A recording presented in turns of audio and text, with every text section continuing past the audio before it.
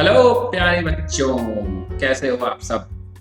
तो लो हाजिर हूँ आपके सामने, आपका chemistry teacher Umesh sir, amines की प्रैक्टिस शीट के साथ। इस शीट को करने के बाद ऐसा कोई क्वेश्चन नहीं होगा जो आप अमाइंस के ना कर पाओ अपने बोर्ड एग्जाम में। ठीक, ढेर सारे इंपॉर्टेंट क्वेश्चंस के साथ आपके सामने हूँ। इनमें से कुछ मैं आपको कराता हूँ, कुछ आपके लिए छोड़ता हूँ, कुछ आप प्रैक्टिस करिए और जो भी डाउट्स हो ढूंढिए, नहीं हो तो मेरे तक पहुंचिए, मैं आपको आंसर करूंगा। सीखने को मिलेगा, मैं ही सारा बोल दूंगा तो फिर आपको मजा कम आएगा। ठीक है, तो चलिए स्टार्ट करता हूँ आज की कहानी। सबसे पहले आप नोटिस करेंगे आपके एग्जाम्स में आईयूपीएससी नेमिंग आती है।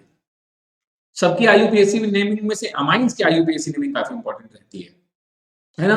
तो मैं उम्मीद करता हूं कि आपको एमाइंस की आईयूपीएससी नेमिंग आती होगी। नहीं आती तो मैं थोड़ा आइडिया देता हूं तुम्हें। एक्चुअली नेमिंग का फंडा प्राइमरी एमाइन का अलग होता है, सेकेंडरी एमाइंस की नेमिंग का तरीका अलग है और टर्शरी अमाइंस की नेमिंग का तरीका अलग है। ठीक, मैं आईयूपीएससी नेम की बात करूं तो प्राइमरी अमाइन की नेमिंग का तरीका है alkane, alkane amine. Primary amine की नेमिंग का तरीका क्या है? Alkene amine. एक सेकेंड, ओहो, थोड़ा पतला करता हूं आपके लिए।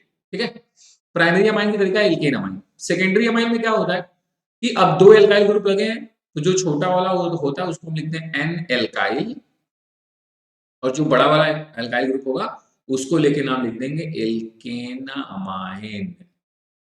और टर्शरी वाले में क्या होगा? ऑब्वियसली तीन एल्काइल ग्रुप लगे होंगे, तब हम क्या करेंगे? तो एन उस एल्काइल का नाम, अगर एक ही जैसा हो तो डाई एल्काइल कर देना, अगर अलग अलग हो तो आपको अलग अलग एल्काइल ग्रुप होगा तो उनको अल्फाबेटिकली लिखना पड़ेगा। जैसे मान लो प्रोपाइल है, इथाइल है, तो ई पहले आएगा, पी बाद में आएगा ना।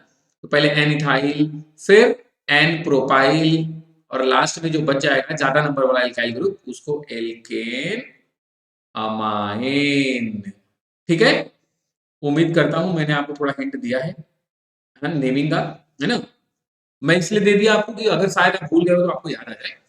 तो आप उम्मीद करता हूं कि नेमिंग एक बार ध्यान से कर लो। ठीक है, मैं कुछ कर देता हूं आपके लिए, जैसे चलो यही वाला बता देता हूँ। तो इसका मतलब क्या है? ये एक एन है, इससे तीन सी एस थ्री लगा हुआ है ना, थ्राइस है देखो। तो इसका मतलब ये 3 डिग्री अमाइंस है। क्या है? 3 डिग्री अमाइंस। तो ये सी एस थ्री। तो हमने क्या किया, सब कार्बन इक्वल है तो हमने किसी एक को मान लिया चेन, है ना, आईयूपीएसी। तो बाकी दो क्या है? एक ही जैसे हैं, तो इसका नाम क्या होगा? N comma N. भाई अलग अलग होते तो हम एन एल्काइल एल एनकाइल लिखते, मैंने बोला ना एक ही जैसे हैं। देखो एक ही जैसा एल्काइल ग्रुप मतलब होता है सिंपल, अलग अलग एल्काइल ग्रुप हो उसको बोलते हैं मिक्स्ड, है ना, सिंपल और मिक्स्ड। तो मैंने क्या बोला? एन कॉमा एन क्या लगा है? डाई मिथाइल, दो बार लगा है मिथाइल। अब जो बच गया वो क्या है? Methane amine. देखिए टर्सरी था, इसी स्टाइल में मैंने लिखा मीथेन अमाइन। ठीक, कोई और लूं? कोई और लूं? रैंडमली कोई उठाऊं आपके लिए?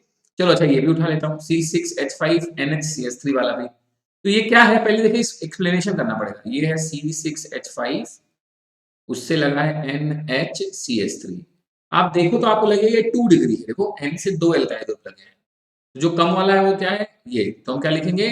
N एल्काइल मतलब N मिथाइल। और अभी बचा क्या? Benzene amine. भाई बेंजीन के ऊपर NH2 लगाओ तो हम उसको वैसे तो बोलते थे एनील, लेकिन बेंजीन अमाइन, एल्केन अमाइन के फॉर्म में लिखना है ना, तो बेंजीन अमाइन। ठीक, कोई दिक्कत नहीं, आसान सी बात है ये तो, है ना। ओहो, आगे देखिए, इसका नाम बता दूं आपको। देखिए 6 कार्बन है, तो 6 कार्बन मतलब hex, single bond N. Amine कहाँ पे है? 1 पे भी है, 6 पे भी है। भाई पहले नंबर पे लगा होगा, लास्ट वाले पे लगा हुआ है, इस बीच में 6 है ना, तो 1,6 डाई अमाइन। इसकी बात करूं इसका नाम, तो ये सर ये 2 डिग्री है सर। अब दोनों एक ही जैसे हैं, तो एन फिनाइल। भाई एन, ये क्या है? C6H5 phenyl, N phenyl. एक सेकंड, आपको दिख नहीं रहा होगा, आप गुस्सा हो जाओगे ना। एन फिनाइल, और फिर से भाई बेंजीन अमाइन। तो सिंपल सा है ना। मैंने कुछ रैंडमली बता दिया, आप उसको बाद में बाकी आपको थोड़ी प्रैक्टिस करना है, थोड़ा ट्राई करना है ना। कोई मुश्किल काम नहीं है, आप थोड़ी मेहनत करोगे तो हो भी जाएगा। नहीं तो मुझे तो चाहिए रहा हूँ, आप थोड़ा ढूंढो, थोड़ा मेहनत करो। नहीं तो फिर मैं मेरे पास आना, मैं बता दूंगा। देखिए ये क्या है? ये है RCONH2, इसको बोलते हैं एसिड अमाइड। देखो ना, सी, ये है RCONH, एक एच हटा के मैं ये लगा दिया, तो एन फिनाइल इथेन अमाइड। इसका नाम क्या है? एन पे क्या लगा है? Phenyl ethane amide. ठीक, मजाक मजाक में मैंने मोस्टली तो बता ही दिया है ना। बाकी आप ट्राई करिए, देखिए क्या समस्याएं आपको आती हैं, फिर अपन लोग बात करेंगे, टेंशन की कोई बात नहीं। ठीक है, दूसरे क्वेश्चन देखिए, पहला क्वेश्चन आईयूपीएससी से रिलेटेड था प्यारे बच्चों, इंपॉर्टेंट भी रहेगा, आपको ध्यान रखने की बात है। दूसरा कह रहा है giving an example of each, describe the following reactions. एक सेकंड, बस एक सेकंड के लिए आपका समय लूंगा, फिर मैं अपने काम पे आता हूं। ठीक है, चलिए, कह रहा है describe the example of each reactions. देखो आपने इस पूरे अमाइन चैप्टर में सब रिएक्शन पढ़ी, मैं आपको जल्दी जल्दी याद दिलाता हूँ। हाफ मैन ब्रोमामाइड में क्या लिया था, आपने एसिडामाइड लिया था और उसको ट्रीट किसके साथ किया था, KOH और Br2 के साथ, और आपने क्या नोटिस किया था, एक कम कार्बन का आपको अमाइन मिला था, है ना। आप जितने कार्बन का लेके बैठे थे एसिडामाइड, उससे एक कम कार्बन का, कि यहाँ से CO का लॉस होता है ना, K2CO3 निकल जाता है, KBr निकल जाता है, एक C लॉस होता है, आपको याद आ गया होगा। अभी हम लोग प्रैक्टिस सीट रिवीजन सीट में, तो आपको पता है कि मैं फिर से नई सारी बातें बता रहा हूँ, आपको याद दिला रहा हूँ। गैब्रियल थैलामाइड में भी आपने देखा था, थैलीमाइड, थैलिक एसिड, फिर हमने उससे बनाया थैलीमाइड। थैलीमाइड में फिर पहले हमने KX का रिएक्शन किया, फिर RX का रिएक्शन किया, और आपने नोटिस किया था इसमें प्राइमरी एमीन बना था। और इसमें ये भी आपने सीखा था कि एलिफैटिक ही बनता है, एरोमेटिक नहीं बनता, एलिफैटिक ही बनता है, एरोमेटिक इस वाले मेथड से नहीं बनता है अमाइंस, प्राइमरी अमाइंस, याद रखा है ना। फिर लास्ट वीडियो में आपने नोटिस किया कि गैटरमैन रिएक्शन मैंने आपको बताई थी बेंजीन डाइजोनियम वाले में, है ना, CuCl विद HCl या CuBr विद HBr या CuCN विद HCN के साथ, है ना। तो सैंडमेयर और गैटरमैन आपने पढ़ा था, ये हो तो सैंडमेयर था, सिर्फ कॉपर हो विद HCl तो वो रिएक्शन क्या थी, गैटरमैन थी। कपलिंग रिएक्शन याद करिए, मैंने आपको बताया था, जो डाइस फॉर्म हुए थे, जो डाइस फॉर्म हुए थे, फिनाइल ऑरेंज बना था, एनिलीन येलो बना था, नेप्थॉल रेड बना था, है ना। एकदम मैं आपको फिर याद दिला रहा हूँ, पहुंचे। हाफ में अमोनोलिसिस में क्या था, अरे वही मेरे भाई, जब RX था जिसमें तुमने अमोनिया फेंक के मारना स्टार्ट किया था, और तब तक मारा था जब 1 डिग्री भी बना था, 2 डिग्री भी बना था, 3 डिग्री भी बना था, और 4 डिग्री सॉल्ट भी बना था, याद आ गया। कार्बिलेमाइन में तो आपको पता ही है, आइसोसाइनाइड बना था, RNC या ARNC, और फाउल स्मेल आई थी, वही है कार्बिलेमिन रिएक्शन, है ना। क्लोरोफॉर्म और KOH के प्रेजेंस में रिएक्शन हुआ था, क्लोरोफॉर्म वाली रिएक्शन जो आइसोसाइनाइड बना था, है ना, ये भी याद आ गया होगा। एसिटाइलेशन ऑफ एनिलीन क्यों करते थे, प्रोटेक्शन के लिए करते थे, याद करिए। जब हमको मल्टी सब्सटीट्यूटेड बन रहे थे, पॉली सब्सटीट्यूटेड प्रोडक्ट्स बन रहे थे एनिलीन के, तो हमने एसिटाइलेशन कर दिया था, जिससे मोनो सब्सटीट्यूटेड प्रोडक्ट मिलने स्टार्ट हो गए थे, याद आ गया। प्यारे बच्चों, कुछ छूटा नहीं है, पढ़ा सब आया आपने। ठीक, कह रहा describe the test for the identification of primary secondary and tertiary amines. खुश हो गए होगे ना कि सर आपने HNO2 टेस्ट भी बताया हम लोगों को, सर आपने हिंसबर्ग टेस्ट भी बताया, है ना, सर हमें एजो टेस्ट भी पता है, azo dye test. Azo dye test कौन देगा, एनिलीन दे रहा था, एनिलीन मतलब रिंग वाले कंपाउंड दे रहे थे, रिंग वाले, है ना, एजो डाई टेस्ट। तो एनिलीन देता है लेकिन एलिफैटिक अमाइंस नहीं देगा, तो वो भी एक तरीके से आपने टेस्ट पढ़ लिया था। ठीक है, कार्बिलेमीन, कार्बिलेमीन रिएक्शन, उसमें भी आपने नोटिस किया कि जो प्राइमरी अमाइंस थे, प्राइमरी वाले थे, प्राइमरी वाले 1 डिग्री वाले, उन्होंने ही दिया था आपको कार्बिलेमीन रिएक्शन, है ना, याद है आपको, सिंपल सी बात है। ठीक है, तो मतलब आप सही जा रहे हो, आपको ये 4 टेस्ट है, आप किसी को भी अलग अलग कर सकते हो। ठीक है, 1 डिग्री, 2 डिग्री, 3 डिग्री को भी कर सकते हो, एलिफैटिक एरोमेटिक को भी कर सकते हो। ठीक है, तो ये बहुत बड़ी बात नहीं है, आसान है आपके लिए। कह रहा arrange the following in increasing order of given properly. देखिए अरेंजमेंट मैंने बताया था आपको, एमाइंस में बेसिक स्ट्रेंथ का ऑर्डर नोटिस करना। देखिए एक्वस में क्या था मैंने बताया था, गैसियस में क्या था बताया था, आपको याद होगा। गैसियस में था 3 डिग्री, 2 डिग्री, 1 डिग्री, और एक्वस में सॉल्वेशन को लेके करा जाए तो 1 डिग्री, 2 डिग्री, 3 डिग्री था, इंडक्टिव को लेके कर रहे थे तो 3 डिग्री, 2 डिग्री, 1 डिग्री था, है ना। एक्वस में पूछा है तो मैं सॉल्वेशन को मोटिवेट मतलब मेन मान के मैं बोल रहा हूँ 1 डिग्री, 2 डिग्री, 3 डिग्री। ठीक, क्यों कैसे ये मैं बता चुका हूं मेरे प्यारे बच्चों, मैं आपको बता चुका हूं, ठीक है, ध्यान से देख लेना। बेसिक स्ट्रेंथ में कह रहा है एनिलीन, टोल्यूडीन एंड नाइट्रोएनिलीन। आप स्ट्रक्चर बना लेना, आप खुद ही समझ जाओगे। बेसिक नेचर के लिए जरूरी है प्लस आई इफेक्ट, है ना। टोल्यूडीन में क्या है, CH3 ग्रुप लगा है, एनिलीन में पैरा पोजीशन पे CH3 ग्रुप लगा दो तो ये प्लस आई इफेक्ट दे रहा है, ये सबसे ज्यादा होगा।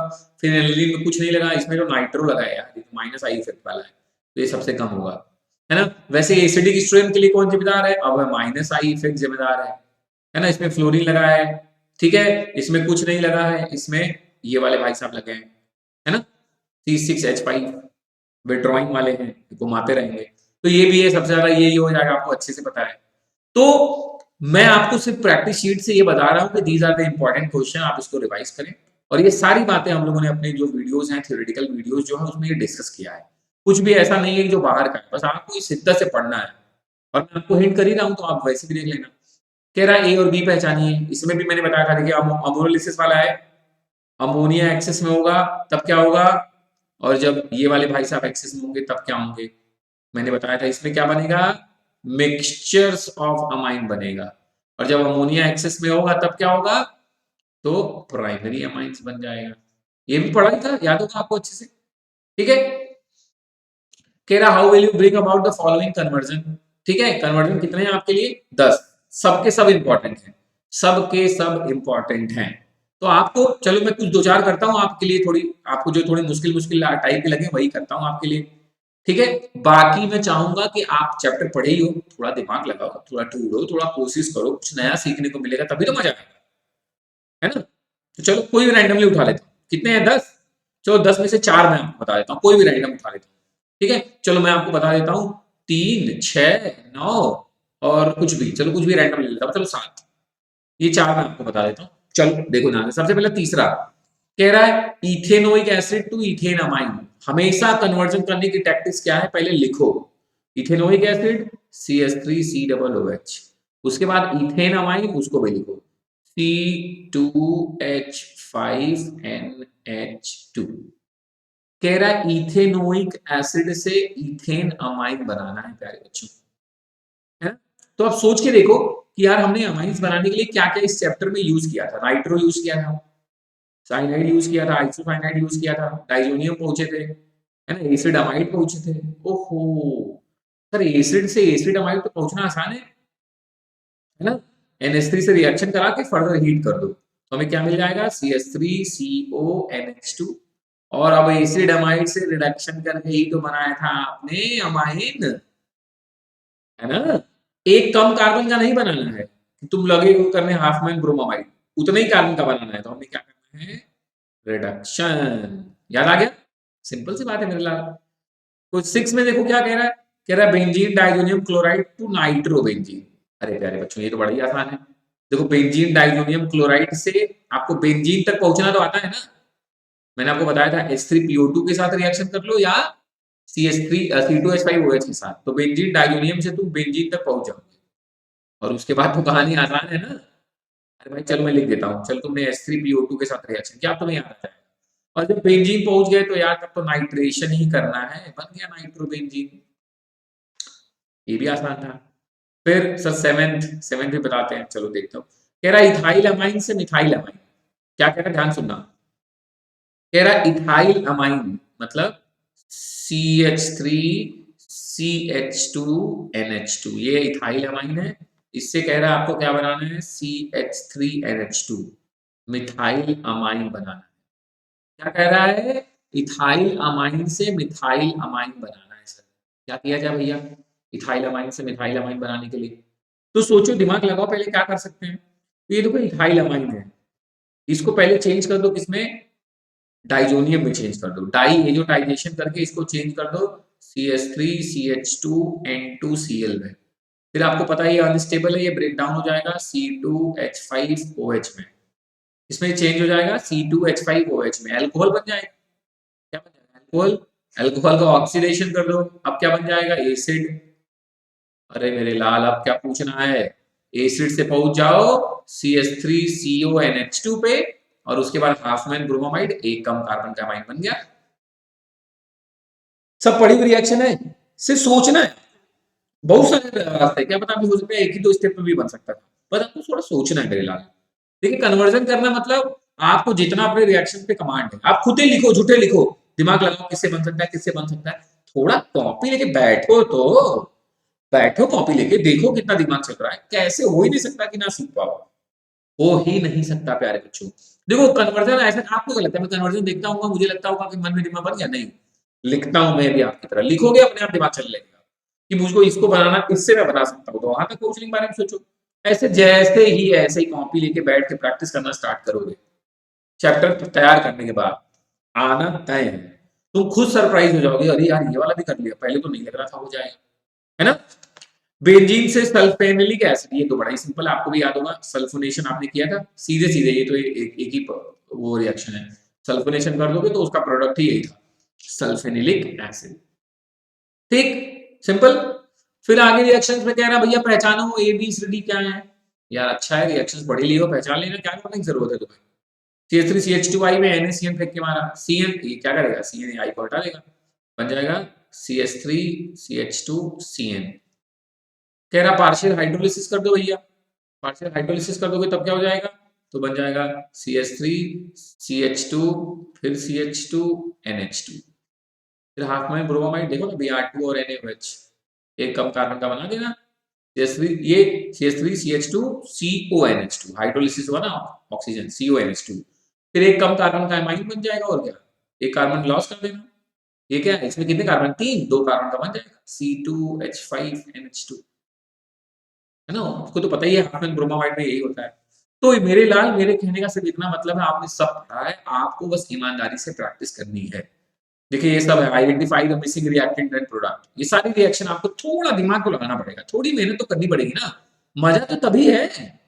मैं सब बात देखो, मैं इतना सीखा आपने, अब पेन उठाओ, देखो सर ने सिखाया है, चलो ट्राई करते हैं, चलो बनाने की कोशिश करते हैं, नहीं बना, पहले एक दो बार ट्राई करो, तब भी नहीं बना, चलो ढूंढेंगे, अब ढूंढा तब भी नहीं मिला, तो सर हैं, इसलिए तो तुम्हारे साथ सब नहीं कर रहा हूं, कि कम से कम इसी बहाने कोशिश करोगे, ढूंढोगे, पहुंचोगे, तो ये आसान है, आप आराम से फटाफट देखो, नहीं लग रहा है CuCN ओहो, साइनोबेंजीन हाइड्रोलिसिस कर दिया, फिर मतलब आपको सब लग रहा होगा, सब पढ़ा पढ़ा टाइप का है, लेकिन मेरे लाल पेन तो उठाना पड़ेगा, पेन उठाना पड़ेगा, नोट्स थोड़े पलटने पड़ेंगे, थोड़ा सोचना पड़ेगा।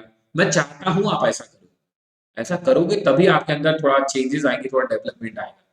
ठीक, ये कह रहा है डिस्टिंग्विश करना है, इतने टेस्ट पढ़े हो, मिथाइल अमाइन डाई मिथाइल को, ये 1 डिग्री है 2 डिग्री, ये secondary and tertiary 2 degree 3 degree, कई टेस्ट पढ़े हो, आपको याद होगा, सभी आराम से कर लेना। इथाइल अमाइन एनिलीन, देखो एक एलिफैटिक और एक एरोमेटिक, एजोडाई टेस्ट कर लेना, एजोडाई टेस्ट।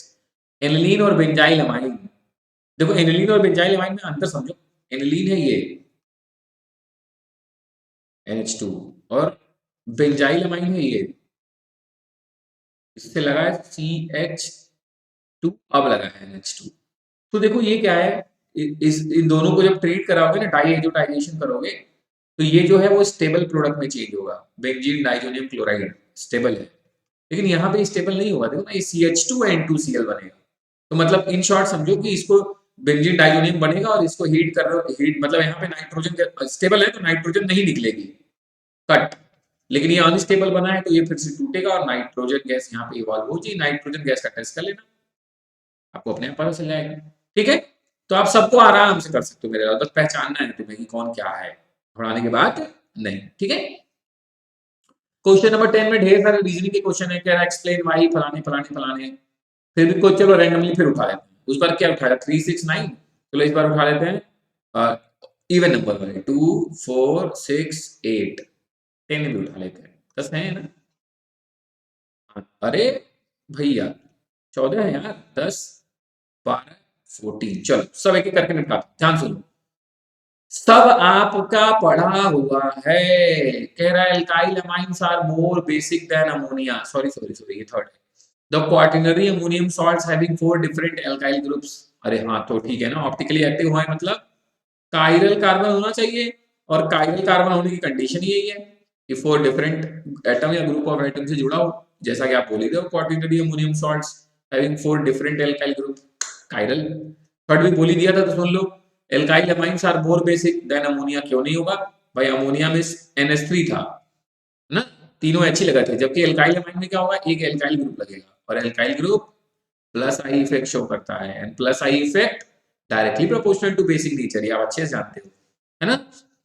फोर्थ रहा है aniline can not be prepared by Gabriel phthalimide synthesis, अभी मैंने बोला उससे सिर्फ एलिफैटिक बनते हैं, एरोमेटिक नहीं बन पाएंगे, है ना, क्योंकि लास्ट में आप RX से रिएक्शन करते थे, ARX से नहीं कर पाओगे, साइक्लिक स्ट्रक्चर है ना, रेजोनेटिंग होने की वजह से स्टेबिलिटी पकड़ लेगा, पार्शियल डबल बॉन्ड कैरेक्टर आ जाएगा, इस वजह से वो नहीं बन पाता है। ठीक है, 6 कह रहा है ethyl amine are soluble in water but aniline is not, ethyl amine क्या है, वाटर में सॉल्युबल है, एनिलीन नहीं है। अरे हाँ, इथाइल अमाइन लोअर अमाइन है ना, हाइड्रोजन बॉन्ड बना सकता है इसलिए वाटर में सॉल्युबल है।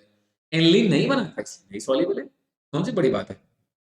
ठीक, कह रहा है amines have lower boiling point than alcohols of the comparable molecular mass 8 वाला। हाँ तो ये भी ठीक है ना, क्योंकि अल्कोहल्स में क्या है, हाइड्रोजन बॉन्ड बनाने की टेंडेंसी होती है ज्यादा एज कंपेयर टू अमाइंस, तो इसलिए अल्कोहल के ज्यादा होंगे, अमाइंस कम होंगे। ठीक है, इसमें भी कौन सी बड़ी बात है भाई, हाइड्रोजन बॉन्ड बनाने के लिए इसमें एन है, इसमें ओ है, आपको पता है ज्यादा इलेक्ट्रोनेगेटिव इस वजह से। ठीक है, इसमें भी कोई दिक्कत नहीं है। 10 क्या कह रहा है, the pKb value of benzene amine is इतना while that of ammonia is इतना। तो यार जिसका पीकेबी वैल्यू ज्यादा है, इसका मतलब उसका केबी की वैल्यू कम है, इसका मतलब वो लेस बेसिक है। तो इन शॉर्ट ये तुमसे कह रहा है कि बेंजीन अमाइन लेस बेसिक है देन अमोनिया। तो हाँ सही तो है, हम लोगों ने पढ़ा ही था। अमोनिया में भाई लोन पेयर है, वो दे सकता है, कहीं पे व्यस्त लोन पेयर नहीं है। लेकिन बेंजीन अमाइन में क्या है, वो लोन पेयर जो है वो रेजोनेटिंग स्ट्रक्चर के चक्कर में व्यस्त है, इस रिंग के अंदर घूम रहा है, ऑर्थो पैरा पैरा ऑर्थो चल रहा है ना नोटिंग। इस वजह से ये ज्यादा अच्छा है, सुटेबल है, ये ज्यादा आसानी से इलेक्ट्रॉन डोनेट कर सकता है रादर देन दिस। ठीक है, ठीक। 12 क्या कह रहा है वो भी देखते हैं। कह रहा है एनिलीन रेडिली फॉर्म इतना on reaction with bromine water. हाँ, रेजोनेटिंग स्ट्रक्चर की वजह से जितने भी ऑर्थो और पैरा पोजीशन थे सब पे ब्रोमीन ऑक्युपाइड हो जाता है, आपने पढ़ा भी है। पॉली सब्स्टिट्यूशन हो जाता है तो वो 2,4,6 ट्राई ब्रोमो एनिलीन बना लेता है ना। 14 क्या कह रहा है, methyl amine is in water react with ferric chloride to precipitate hydrated ferric oxide. तो ठीक है ना, मिथाइल अमाइन वाटर में, फिर मैंने बोला ना वाटर किस में सॉल्युबल है, because of lower amines hydrogen bond बना लेते हैं। तो ठीक है ना, तो वो फेरिक क्लोराइड के साथ हाइड्रेटेड फेरिक ऑक्साइड बना लिया, ये भी कोई टेंशन की बात नहीं है ना। तो मैंने मोस्टली आपको इस बताई दी है, बाकी आप पढ़ो तो देखो ना, तुम्हें लगना चाहिए कि हमने चैप्टर बाकायदे पढ़े हैं, पूछे पढ़े, तो तुम्हें अंदर से आवाज आनी चाहिए कि हाँ यार हमने ये बात पढ़ी है, हाँ हमें इसका रीजन पता है। और अगर नहीं आ रहा है इसका मतलब चैप्टर आपने अच्छे से नहीं पढ़ा, फिर से वीडियोस देखिए, रोक के करिए, प्रैक्टिस करके लिखिए, है ना। और हर बार पढ़ने के बाद एक बार बुक तो अपनी रीड करनी पड़ेगी, है ना। या मैं कुछ आप कहोगे तो मैं कुछ पीडीएफ चैप्टर के अपलोड करूंगा, पढ़ना पड़ेगा, थोड़ा सा सीरियस बनना पड़ेगा। ऑर्गेनिक देखो इतना बढ़िया समझाया हूं, तो एक बार प्रैक्टिस करके पढ़ के देख लो ना, मजा नहीं आ जाता तो कहना यार। और इतने के बाद मैं गारंटी देता हूँ यही से क्वेश्चन आने वाला है, इतना ईमानदारी से कर लिया तो फिर टेंशन लेने की कोई जरूरत नहीं। बाकी और भी मैंने आपके लिए लेवल 1 लेवल 2 लेवल 3 के थोड़े प्रैक्टिस क्वेश्चंस अपलोड करनी है पीडीएफ सेक्शन में, आप वहां से भी जाके प्रैक्टिस कर लेंगे। लेकिन इस असाइनमेंट को बहुत ईमानदारी के साथ प्रैक्टिस करनी है। वैसे तो मैंने बहुत सारे क्वेश्चन 1.5x स्पीड के साथ आपसे डिस्कस किए, है ना। लोगों का वीडियो आपको फॉरवर्ड करके देखना होता होगा, मेरा स्लो करके देखना पड़ेगा, मैं आपका टाइम बचाने की कोशिश करता हूँ, है ना। तो आप आराम से देखिएगा, आराम से समझिएगा, 2 बार 3 बार 4 बार देखिए, जो डाउट हो मेहनत करिए, नहीं हो मैं बताने के लिए बैठा हूँ, आप मेरे तक पूछिए, ठीक है। अपनी समस्याएं डालिए, मैं आपको बता दूंगा, ठीक है। टेंशन की कोई बात नहीं है, ठीक। तो चलो बच्चों, जय श्री राधे, अपना ख्याल रखिए, खुश रहिए, मिलते हैं नेक्स्ट वीडियो में नेक्स्ट चैप्टर के साथ, ठीक है। चलिए बाय।